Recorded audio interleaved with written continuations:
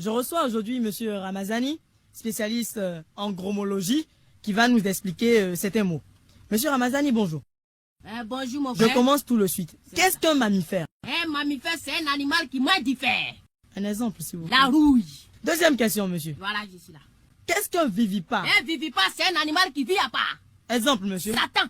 Parce que... Il vit à part. Satan n'a pas camarade. Toi, tu es enfant de Satan? Non. Nous sommes tous les enfants de Dieu. Qu'est-ce qu'un invertébré? Un invertébré, c'est un animal qui n'a pas de os.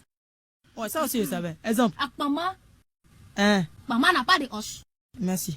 Qu'est-ce qu'un gaz? Un gaz, ça dépend.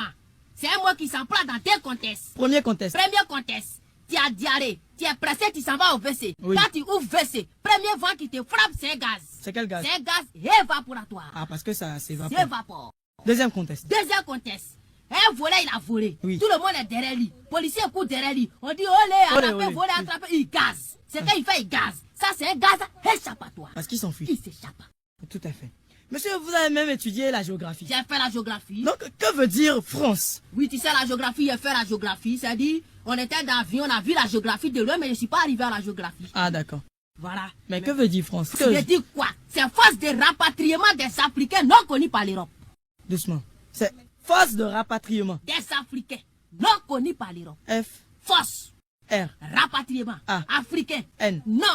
C, Connu. E. Europe. Ah, d'accord. Qu'est-ce qu'une soupière? Une soupière, c'est quelque chose, tu peux mettre tout ça de manger que tu veux dedans. Tu peux mettre Djongoli, tu peux mettre Atassi, tu peux mettre Abobo, tu peux mettre Kom, tu Enfin, peux mettre Dokounou, tout ce que tu veux dedans. Petit quanti. Voilà. Bon, exemple. Ton ventre qui est là, c'est un soupière. Oh, mais ça va pas. Voilà. Qu'est-ce qu'un miroir? Un miroir, c'est un objet que tu peux te voir dedans. Oui, naturellement. Oui. Exemple. Une photo. Photo. Oui, photo. Il y a une photo de... Je vais pas parler. Quand tu prends ton photo, tu te vois pas dedans. C'est bon, c'est bon. Quand deux verbes se suivent. Le second se met à l'infinitif.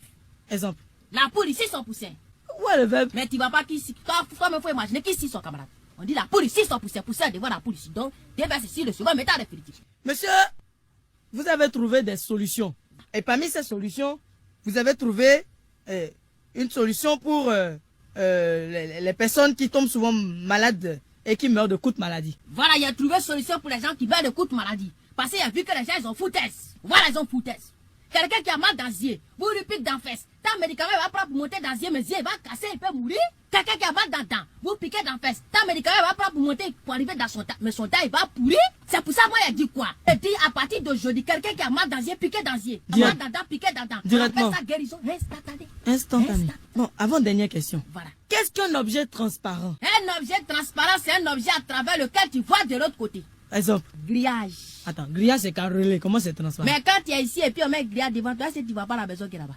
C'est bon, je me tais. Vous avez fait le tour du monde en 8 jours. Et vous avez même enseigné l'anglais en Amérique Mais j'ai enseigné l'anglais en Amérique. pendant 8 heures. Donc, moi, je suis étonné. Donc, je vais vous poser certaines questions. Il n'y a pas de problème. 1 en anglais, One. 2 en anglais, C'est tout. 5 en anglais, C'est five. 10 en anglais, C'est 10. 20, 10, 10. 30, 10, 10, 10. 50 10, 10, 10, 10, 10. et 1000 alors. Depuis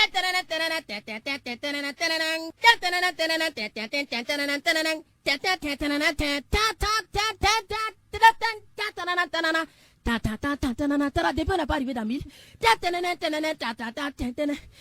C'est bon, c'est bon. Je crois que ça fait 1000. Ça fait 1000. Ah, Ten, ten, d'accord. ten. Merci. Au revoir.